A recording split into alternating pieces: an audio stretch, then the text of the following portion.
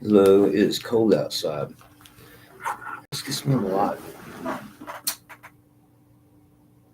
Today, I'm going to talk about addiction. Addiction. Addiction is a addiction is a thing that we're all going to have to deal with in one shape or form or another. Listen, anything can be an addiction. Anything can become an addiction. What we want to do is practice moderation. Moderation. There are going to be things that are addictive that we're all going to have to deal with at some point in time in our lives. And in so doing, in dealing with these things, we will have to use moderation or turn into something else, become an addict. And what happens is people who are addicts begin to abuse people for what they need or what they, for whatever it is that they are addicted to, and they cause the victims. Christ will say himself, it is not what goes into the man. Now, stay with me, this is important. It's not what goes into the man, his mind, body, whatever that is, uh, that defiles the man, but it is what he comes out of him. What does that mean? I'm going to use a figurative speech and say the fruit that he produces. Is it good or is it bad? And so let's go in my opinion, the most dangerous addiction that men have is power.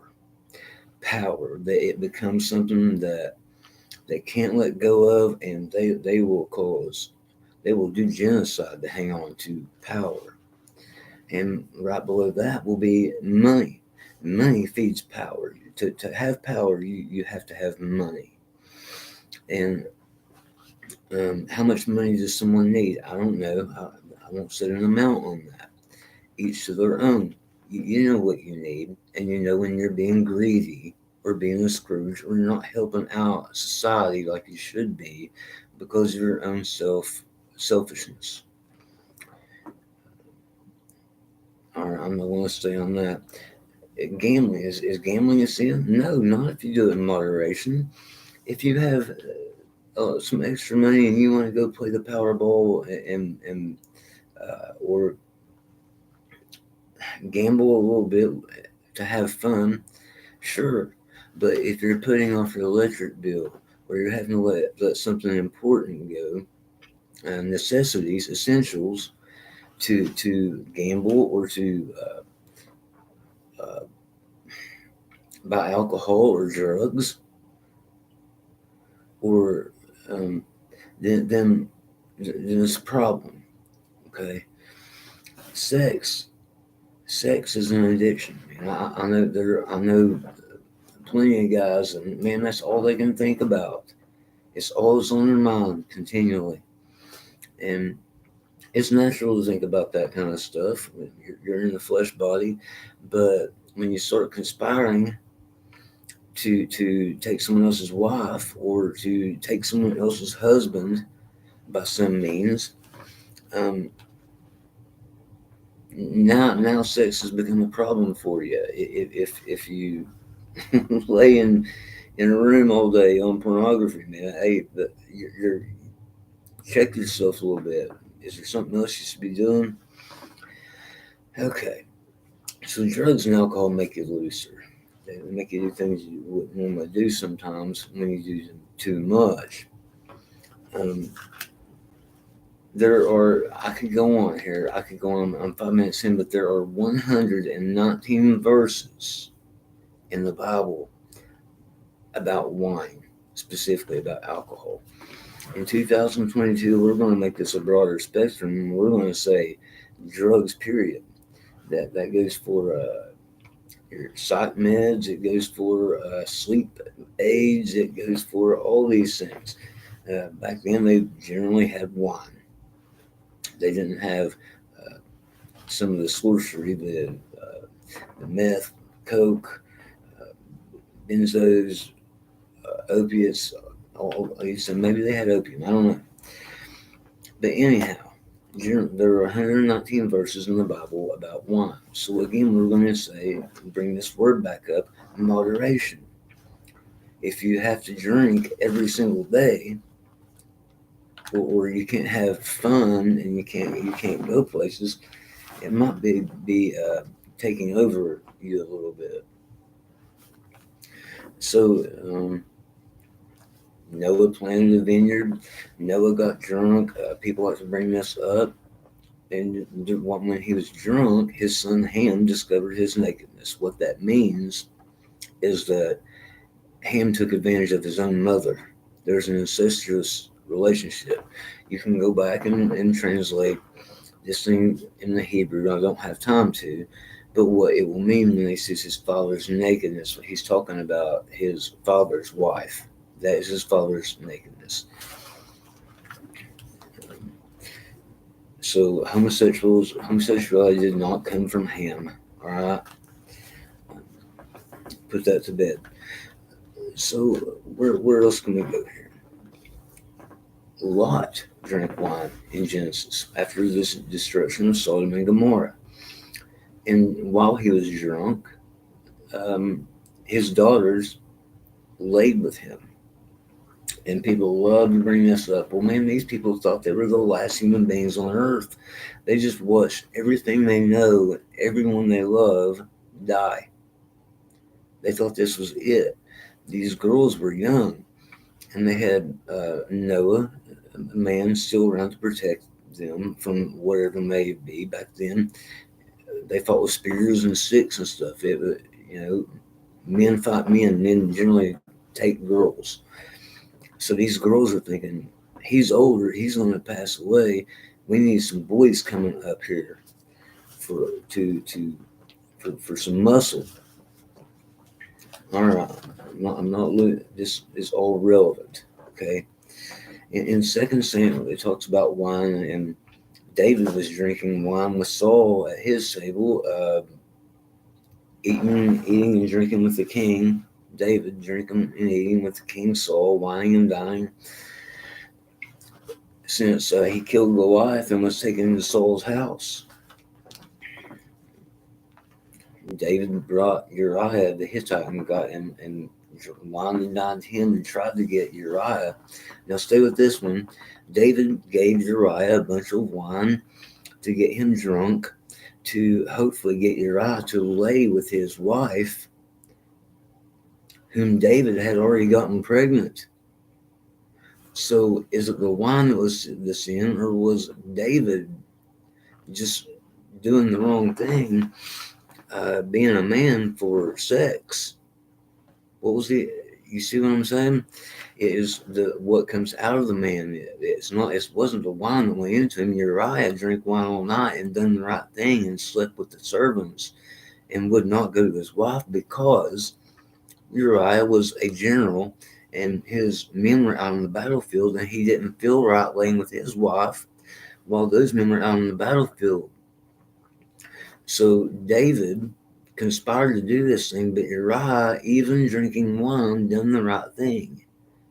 David conspired this probably stone cold sober. And the sin was in his heart, and it was what came out of him and what he tried to do. That was what made the sin, not the wine. Okay, moving forward. Let's see what Jesus says here about people and about how they're going to do the holiness thing until it's coming out your ears. This is Jesus' own words here. You'll find it in Matthew. You'll find it in Luke, two of the Gospels. Jesus said, for John the Baptist came neither eating nor drinking wine. He wasn't eating meat. He wasn't drinking wine. He wasn't indulging.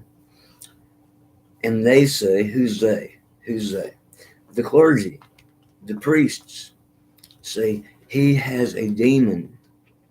These Pharisees, the bourgeoisie of the church of the time, condemned John the Baptist, the one that was going to pave the way for Christ, because he was eating locusts and wild honey. He was sort of a wild man. He had lived out off the land and wore a loincloth.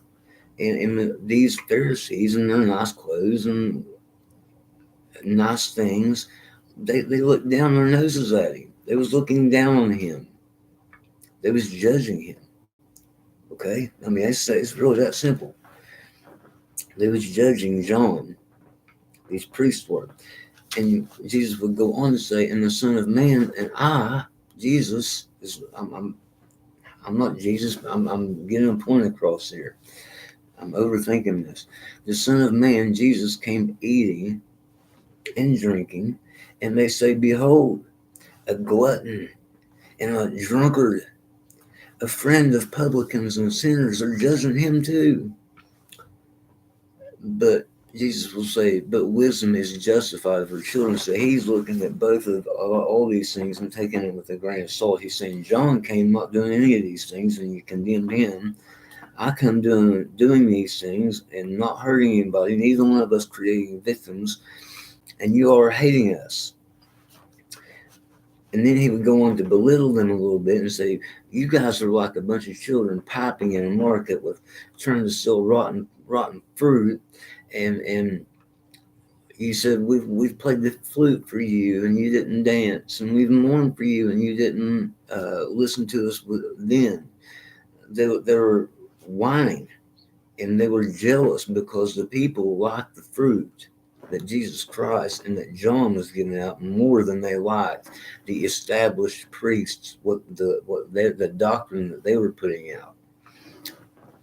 So let me go into this deeper, and I'm going to keep it together and probably fall off here. Jesus Christ done his first miracle by changing water into wine. There were 6 vats sitting outside this door, 6 concrete vats full of water. The priests would come in, wash their hands in this water, and go over and eat and sit in the high places and be served.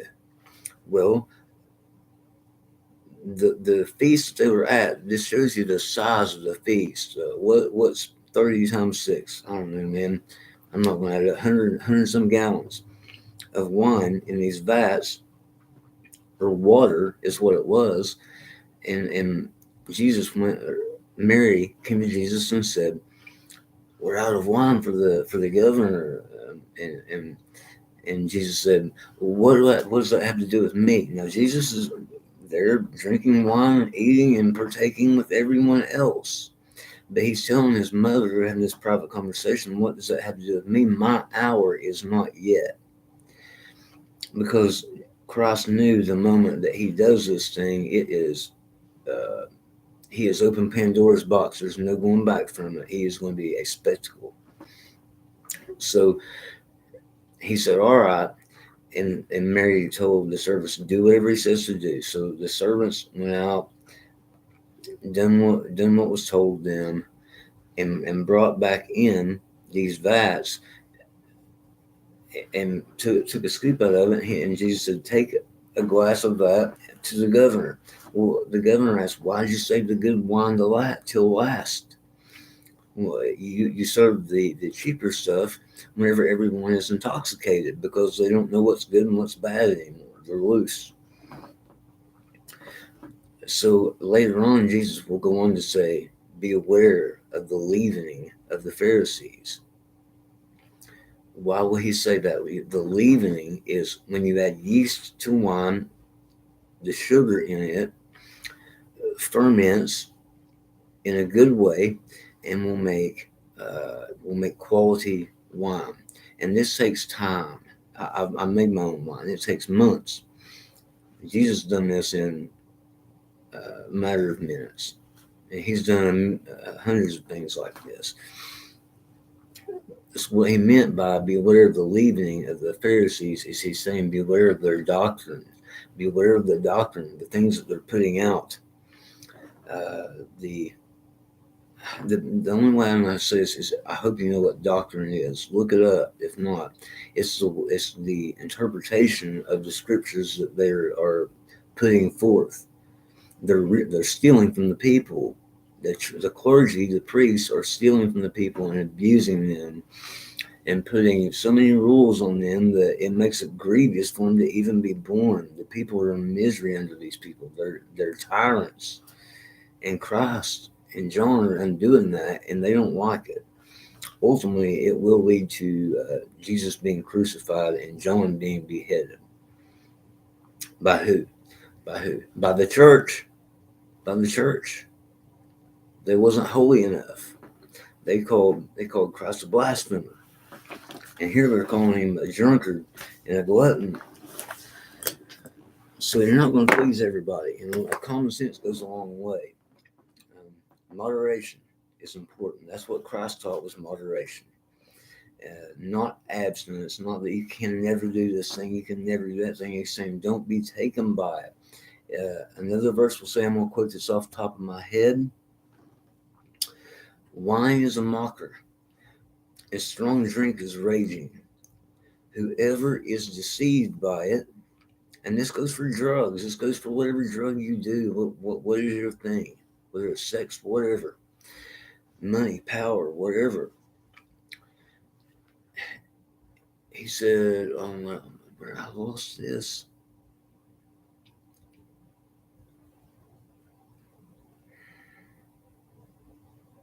Wine is a mocker, strong drink is raging.